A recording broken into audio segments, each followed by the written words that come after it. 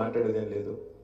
వేదిక పైన ఆసీనులైన పెద్దలు, శాసన మండలిలో ప్రతిపక్ష నాయకులు గౌరవనీయులు మత్స్యనాచారి గారు, గౌరవ మాజీ మంత్రివర్యులు సూర్యాపేట ఎమ్మెల్యే జగదీష్ రెడ్డి గారు, గౌరవ మాజీ మంత్రివర్యులు పెద్దలు శ్రీనివాస్ గౌడ్ గారు, మాజీ మంత్రివర్యులు ఎమ్మెల్సీ గౌరవనీయులు శ్రీమతి సత్యవతి రాథోడ్ గారు, శ్రీ మహమూద్ అలీ గారు, గౌరవనీయులు మాజీ మంత్రివర్యులు ఎమ్మెల్యే పెద్దలు చామకూర మల్లారెడ్డి గారు, గౌరవ ఎమ్మెల్యే కౌశిక్ రెడ్డి గారు, మాజీ ప్రభుత్వ విప్ సోదరి అక్క సునీతా మహేందర్ రెడ్డి గారు, గౌరవ ఎమ్మెల్యే సోదరుడు అలంపూర్ మా విజయుడు గారు, మాజీ ఎమ్మెల్యే జనగామ గౌరవనీయులు ముత్తిరెడ్డి గారు, గౌరవ మాజీ ఎమ్మెల్యే నకరేకల్ సోదరులు చిరుమర్తి లింగయ్య గారు, మాజీ ఎమ్మెల్యే భువనగిరి శ్రీ శేఖర్ రెడ్డి గారు, మాజీ డిప్యూటీ స్పీకర్ మాజీ ఎమ్మెల్యే సోదరి మెదక్ శ్రీమతి పద్మాదేవేందర్ రెడ్డి గారు, వంటేరు ప్రతాప్ రెడ్డి గారు, మాజీ ఫారెస్ట్ డెవలప్మెంట్ కార్పొరేషన్ చైర్మన్ గారు, మునుగోడు మాజీ ఎమ్మెల్యే కూసుకుంట్ల గారు, మల్కాజ్గిరి పార్లమెంట్ ఇన్ఛార్జ్ సోదరులు రాగిడి లక్ష్మణ్ గారు,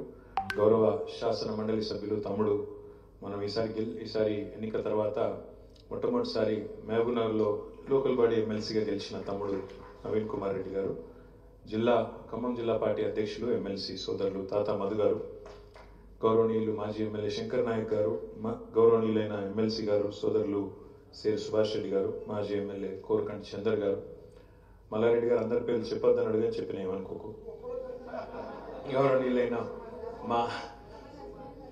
మా తమ్ముడు చెన్నూరు మాజీ శాసనసభ్యుడు మాజీ ప్రభుత్వ విప్ గౌరవనీయులు బాల్కా సుమన్ గారు, అదేవిధంగా వేదిక ముందున్న గౌరవనీయులైన మున్సిపల్ చైర్పర్సన్లు, అదేవిధంగా డిప్యూటీ చైర్పర్సన్ వైస్ చైర్మన్లు, అదేవిధంగా మున్సిపల్ చైర్మన్లు లేడీస్ ఉంటే వాళ్ళ భర్తలు, అదేవిధంగా మున్సిపల్ చైర్మన్లు మగవాళ్ళు ఉంటే వాళ్ళ భార్యలు, వాళ్లకు పేరు పేరున ఇక్కడికి విచ్చేసిన మీ అందరికీ పేరు పేరున హృదయపూర్వకంగా నమస్కారాలు, హృదయపూర్వకంగా ధన్యవాదాలు. పదవి పోగానే మనం ప్రజలకి వెళ్ళి మాయం కాము, ఇక్కడ కూడా పోము, అందరం కూడా ప్రజాక్షేత్రంలోనే ఉందాం, గట్టిగా కొట్లాడదాం. మళ్ళీ తిరిగి కేసీఆర్ గారు ముఖ్యమంత్రి అయ్యేదాకా, మళ్ళీ తిరిగి మీరు మున్సిపాలిటీలు కైవసం చేసుకునేదాకా ప్రజలతోనే ఉండి కొట్లాడదాం. అయితే మీ అందరితో నా ప్రార్థన ఏంటి అంటే, చాలా సందర్భాల్లో పదవి విరమణ చేసేటప్పుడు మనకు కొంత బాధ ఉంటుంది, తాత్కాలికంగా 2-3 రోజులు 4-5 రోజులు వారం రోజులు బాధ ఉంటుంది. సిరిసిల్లలో మీకు గమ్మని చెప్తాను.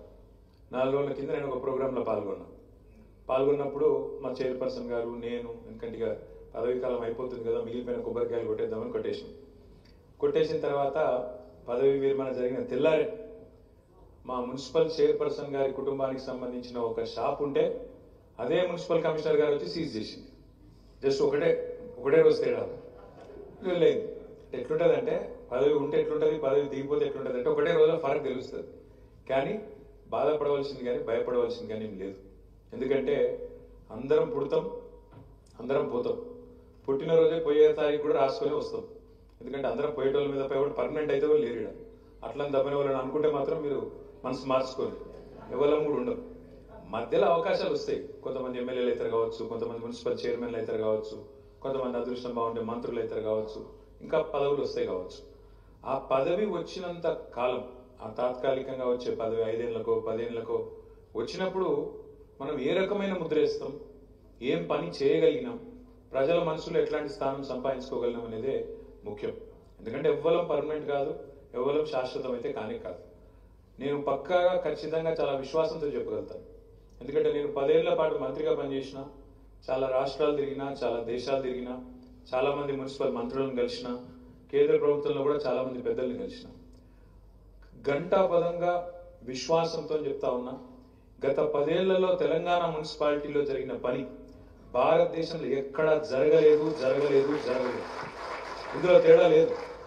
ఎందుకంటే మొత్తం దేశం తిరిగిన, చాలా రాష్ట్రాలకు పోయినా, వాళ్ళు పరిశాన ఎదురు. మన ఎంపీలను పట్టుకొని పక్క ఎంపీలు అడుగురు, మీకు ఎందుకయ్యా గిన్నె అవార్డులు వస్తున్నాయి, ఎట్లా వస్తున్నాయి అంటే కొన్ని చెప్తే విచిత్రం అనిపిస్తుంది. మన తెలంగాణ జనాభా భారతదేశంలో 3% కంటే తక్కువ. మొత్తం దేశం జనాభాతో పోల్చుకుంటే మనం 3% కూడా కాదు. కానీ అవార్డులు డిక్లేర్ చేస్తే 3% ఉన్న తెలంగాణ 30% అవార్డులు కొడుతుంది. పంచాయతీ అవార్డులు కానీ మున్సిపాలిటీ అవార్డులు కానీ. మరి వాళ్ళు పరిశ్రమ గారా ఏం చేసిండ్రా మీరు, ఎందుకు వస్తున్నాయి అవార్డులు? ఎందుకు వస్తున్నాయి అంటే చిన్న కారణం. మున్సిపాలిటీని ఉర్దూలో బల్దియా అంటారు. బల్దియా పురపాలిక, దాని ఉర్దూలో బల్దియా.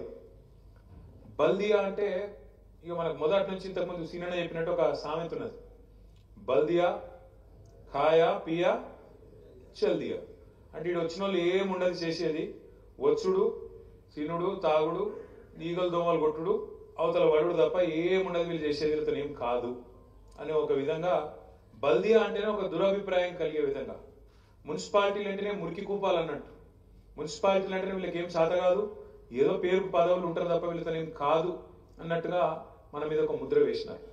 కానీ కేసీఆర్ గారు వచ్చిన తర్వాత మొదలు మాకు 2014లో కూర్చోబెట్టి దిశానిర్దేశం చేసినారు. కేసీఆర్ గారు ఏమన్నారంటే, ఒకనాడు మహాత్మా గాంధీ గారు భారతదేశానికి స్వాతంత్రం వచ్చిన కొత్తలో ఒక మాట అన్నారు, భారతదేశం పల్లెల్లోనే నివసిస్తుంది అని ఆనాడు మహాత్మా గాంధీ గారు అన్నారు. వాస్తవమే, ఎందుకంటే సింహభాగం ఎక్కువ శాతం భారతదేశం పల్లెల్లోనే ఉంటుంది. భారతదేశం పల్లెల్లో నివసిస్తున్నప్పటికీ భారతదేశాన్ని నడిపిస్తున్నది, భారత ఆర్థిక వికాసానికి తోడ్పడుతున్నది మాత్రం ఖచ్చితంగా పట్టణాలు మున్సిపాలిటీలు అనే మాట కూడా అంతే వాస్తవం. అందుకే కేసీఆర్ గారు మాకు చెప్పినారు, పల్లెలు బాగుండాలంటే కూడా పైసలు కావాలి. మరి పల్లెలు బాగుండాలంటే పట్టణాలు ఏవైతే ఎకనామిక్ ఇంజన్లుగా ఉన్నాయో, ఎకనామిక్ ఆర్థిక చోదక శక్తులుగా ఉన్నాయో అవి బాగుండకపోతే రాష్ట్రం బాగుపడది. తప్పకుండా మనం ప్రయత్నం చేయాలి, బలంగా పట్టణాలను మంచిగా ఇంకింత బాగా తీర్చిదిద్దాలన్న ఒక మాట మాకు స్పష్టంగా పెద్దలు కేసీఆర్ గారు చెప్పడం జరిగింది. అనుకోకుండా కేసీఆర్ గారు చెప్పిన అదే టైంలో దాదాపుగా నేను ఒక ఐటీకి సంబంధించిన ఒక కార్యక్రమంలో ఈ మైక్రోసాఫ్ట్ చైర్మన్ సిఇఓ ఆయన సత్య నాదెల్లా అని మన తెలుగు ఆయన ఉంటారు. ఒకసారి ఎక్కడో కలిసి ఇద్దరం ఒకటే ప్రోగ్రాంలో పార్టిసిపేట్ చేస్తుంటే నేను వారికి చెప్పిన, మా కేసీఆర్ సార్ ఇట్లా అంటాడు, భారతదేశం పల్లెలో ఉండదు కానీ పట్టణాలే నడుపుతాయి దేశాన్ని అనే మాట మాకు చెప్పినారు. అంటే ఆయన నవ్వి ఏమన్నాడు తెలుసా, భారతదేశం పరిస్థితి రాష్ట్రం పరిస్థితే కాదు, మా కంపెనీ పరిస్థితి కూడా అదే అన్నాడు. ఎట్లా అని నేను అన్నాను, మా మైక్రోసాఫ్ట్ అనే సంస్థ 190 దేశాలు ఉంటుంది, కానీ మాకొచ్చే 80% ఆదాయం 70 పట్టణాల నుంచి వస్తుంది. లండన్, న్యూయార్క్, హైదరాబాద్ ఇటువంటి పట్టణాలకు వెళ్ళే మాకు కూడా 80% ఆదాయం మా కంపెనీ కూడా అక్కడికి వెళ్ళి వస్తుంది. తప్పకుండా పట్టణీకరణ అనేది మనం ఎవరం కూడా నివారించగలిగేది కాదు. ప్రపంచవ్యాప్తంగా మీరు చూస్తే ప్రజలు ఎదిగే క్రమంలో, దేశాలు ఎదిగే క్రమంలో, రాష్ట్రాలు ఎదిగే క్రమంలో పట్టణీకరణ పెరుగుతుంది. ఎందుకు జరుగుతుంది పట్టణీకరణ? ఇప్పుడు మా షాద్నగర్ చైర్మన్ సాబ్ ఇక్కడ ఉన్నాడు. ఎందుకు షాద్నగర్కి ఎందుకు వస్తారు ప్రజలు? చుట్టుపక్కల ఉండే పల్లెల్లోంచి కానీ చుట్టుపక్కల ఒక 30-40 కిలోమీటర్లకి ఎందుకు వస్తారు? ఎందుకు వస్తారంటే కొంతమంది ఉపాధి అవకాశాల కోసం వస్తారు, కొంతమంది పిల్లల చదువుల కోసం వస్తారు, కొంతమంది తల్లిదండ్రులకు ఆరోగ్యం బాగాలేకపోతే, ఆడ సౌలభ్యం బాగాలేకపోతే ఈడికి వస్తారు, చూపెట్టుకుంటారు, అవసరమైతే అక్కడ ఒక టికాను చూసుకొని అక్కడనే ఉంటారు. అట్లే ప్రపంచవ్యాప్తంగా, ఒక మన దగ్గరనే కాదు ప్రపంచవ్యాప్తంగా చూస్తే పట్టణీకరణ పెరుగుతూనే ఉన్నది, పట్టణీకరణ జరుగుతూనే ఉన్నది. కొన్ని దేశాలు ట్రై చేసింది పట్టణీకరణ ఆపాలి, ఎక్కడికక్కడ వికేంద్రీకరణ జరగాలి, లేకపోతే తట్టుకోలేము. ఎందుకంటే పట్టణ ప్రాంతాల్లో గట్టిగా, ఇప్పుడు ఉదాహరణకు మన రాష్ట్రమే తీసుకోండి, తెలంగాణ రాష్ట్రం తీసుకుంటే మన భూభాగం, మన ఏరియా ఎంత అని చూస్తే 1,12,000 స్క్వేర్ కిలోమీటర్లు. తెలంగాణ రాష్ట్రం 1,12,000 చదరపు కిలోమీటర్లు. హైదరాబాద్ ఒకటి తీసుకుంటే దాదాపు 650 స్క్వేర్ కిలోమీటర్స్. అంటే మొత్తం తెలంగాణ జనాభా 4 కోట్లు అనుకుంటే ఒక్క హైదరాబాద్ జనాభా దాదాపు 1,25,00,000.